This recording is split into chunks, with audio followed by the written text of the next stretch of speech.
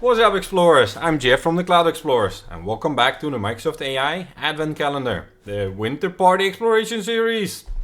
It's time for episode 6. I'm gonna run out of fingers soon. And since it's episode 6, obviously we're gonna open up box 6. So, drum rolls, box 6. Securing keys. So, today we're gonna talk about securing OpenAI API keys with Key Vault and how we can do that programmatically.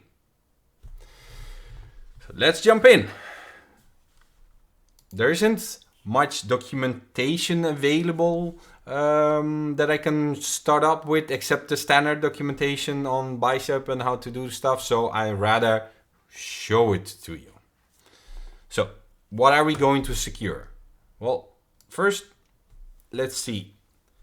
The Azure OpenAI service that we deployed in the previous episodes has keys and endpoints. And these two keys here are required to do API calls on this endpoint to, well, programmatically call the API. That's as simple as it is.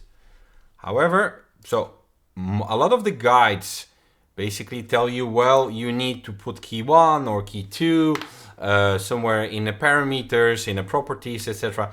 I don't like doing that. I like to use in Azure Key Vault to store the keys and simply call the Azure Key Vault service, again, through APIs, through PowerShell, through Bicep, whatever you're using to deploy and build your solution through C#, Java, retrieve the key with an identity that has those permissions and use it directly instead of storing it anywhere in a config file, in global variables, global parameters, etc. Simply retrieve it as close as possible to the place we're going to use it, and don't save it and dispose of it as soon as you can. So let's show our keys. Don't worry, I will regenerate them after this video. So by the time you'll be looking at them, they will not be real keys or not usable keys. So we have two keys here that we want to store. And how do we do that? Well, we're gonna simply create build on top of what we had, which is the Cognitive Services module, our AI Services Starter Kit, which has the Cognitive Service module deployment. And what we're going to do is we're going to extend it. We're going to extend it, and I'll come back to this in a second, with a Key Vault. So this is my Key Vault definition. Standard family, etc. I have an object and a tenant ID to give it permissions for the user that I'm going to use for this demo, the Explorer user. So object ID of the user and a tenant ID of the tenant that the user is part of. And I also have a Vault secret, which basically creates the secret for me with a secret name, secret value, and obviously is a parent, which is the canonical name of our resource here. So this Key Vault is added to the controller as a module again. And we provide the default, the name of the deployment, Key Vault name. Again, that same tenant ID, object ID, the secret name, I simply hard-coded it, but you could also parameterize that if you like. And I think the most interesting part of today is actually how to do this securely. Now, and this is what you can see. I'm actually passing the secret value by listing it directly instead of providing it as output and then taking the output. So I could have went here and created a output Key Vault key 1 and go ahead and I think like this.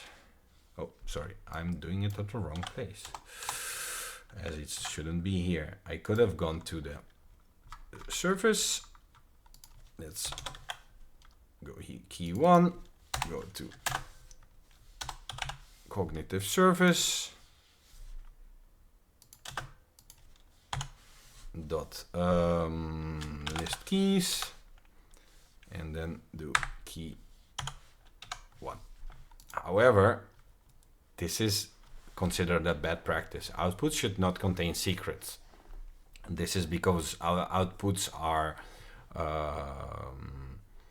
output values are stored during a deployment outside of the Bicep files inside the development environment, and can be read during execution by other services, by whatever, in plain basically. So we don't want to do that. We want to directly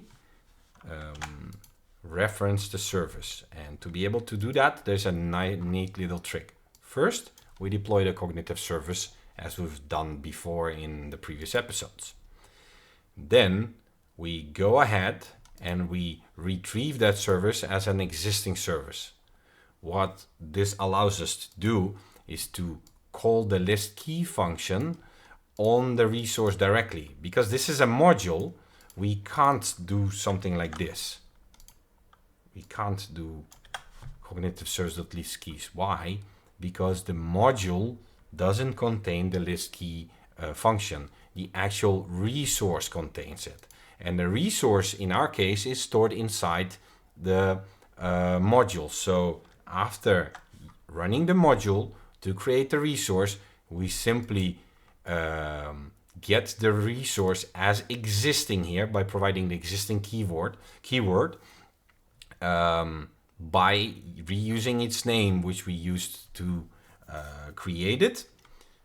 And because of that, the resource becomes available to us as a Bicep resource, and the list key option or function becomes available. So we simply list the key and provide it as a secret value, and passing it down to the Key Vault secret and storing it there. So let's have a look if we can run it. So let's start the deployment, and it should create deployment for us, and in a second we should be able, or a couple of minutes, we should be able to see our results. So let's see. In the meantime, I should have a Key Vault created by now. Yeah, there we go. So we have our Key Vault, and one thing to note here, when I created the Key Vault, the deployment is still going, I had a specific setting here called enable soft delete is false. This means that my Key Vault soft deletion is not enabled on this Key Vault, and this helps a lot when deploying these things through demos, etc., because I can delete it, recreate it. This is definitely not advisable for any proper scenarios, or even especially production environments. So this is why we get this notification, hey, enable it. So the deployment has been successful. Yes, succeeded, incremental. And we should have my permissions for the Explorer user to be able to list secrets, cognitive key. Let's have a look. Show secret value. And we can see the value ends on C70D13. So if we would go back to our resource group, keys and endpoints, show keys, C17D13. So, and that is it. This is how you secure a API key into a Key Vault, which then can be redistributed based on a RBAC permission model, instead of saving it somewhere into a config file, putting it into global parameters, application settings, etc., etc., etc. So, if you want to see more on Microsoft AI, check out the previous episodes, how the whole Git repo has been created. Again, this final version that you see in this episode is linked down below. Subscribe to not miss the next one. And if you liked the video, give it a thumbs up. If you didn't, now I want to shit out of it, obviously. And thanks for watching. And until next time, bye bye.